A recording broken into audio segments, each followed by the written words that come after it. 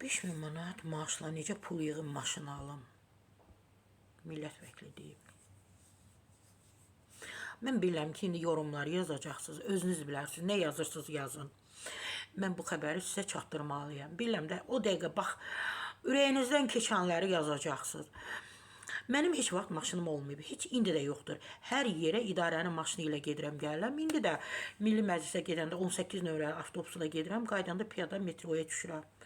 Yəqin indi sizi görən olub da, yəqin yalan danışmazsınız. Yəni, əgər doğrudan da 18 nömrəli avtobusla gedib gəlirsə. Qafqaz İnfoya xəbər verir ki, bunu Madderin.az müsahibəsində Milli Məclisin deputatı Səyyad Salahlı bildirib. Salahlı qeyd edib ki, bəzən tədbirlərə köməkçinin maşını ilə gedir. Mən kiməsə buna görə müraciət edə bilmərəm. Gedib kiməsə deyim ki, o da bir vəzifəli şəxsə mənə nəsə desin. Yəni ki, mən maşına görə kimə müraciət edim, hansı vəzifəliyə?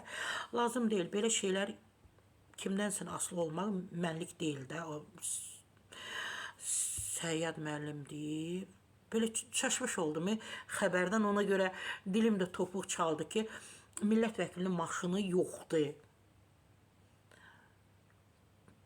Prezidentdən sonra bu Azərbaycanı idarə edən millət vəkilləridir, əzizlərim. Əziz Səyyad müəllim, hörmətli Səyyad müəllim, həm də Səyyad müəllim də, Səyyad Salahlı.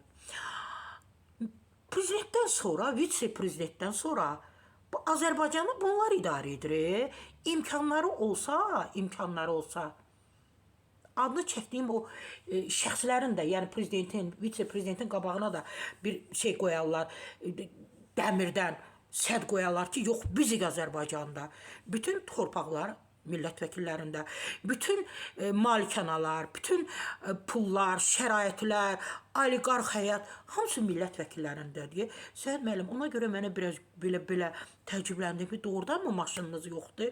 Bilmirəm. Yəni, indi özünüz də bilirsiniz ki, maşallah, millət vəkilləri yaşadığı bu həyatı heç kim yaşayır.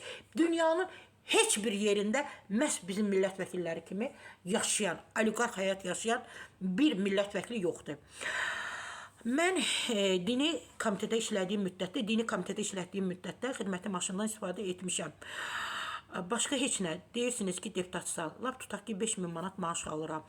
Mənim də qayğılarım var, həyat yoldaşım, nəvələrim, özümün gündəlik səhhətlə əlaqəli xərclərimiz var.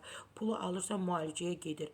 Mən oradan qənaət edib pul yığa maşın ala bilmirəm. Ay Səyyad müəllim, qurban olum sənə, siz 5000-lə bax, bu 5000 manatla heç nə eləyə bilmirsiniz. Bu 220 manat alanlar neynəsin? Hə? Bu 320 manat, 350 manat alanlar neynəsin? Ay Səyyad müəllim, siz 5000 manatla heç nə edə bilmirsiniz. Görürsünüz ki, necə çətindir dolanmaq. Necə çətindir. Çox demirik. 500 manat elə pensiyaçılara versin, təqaüdçilərə versinlər. Məndən bu qədər.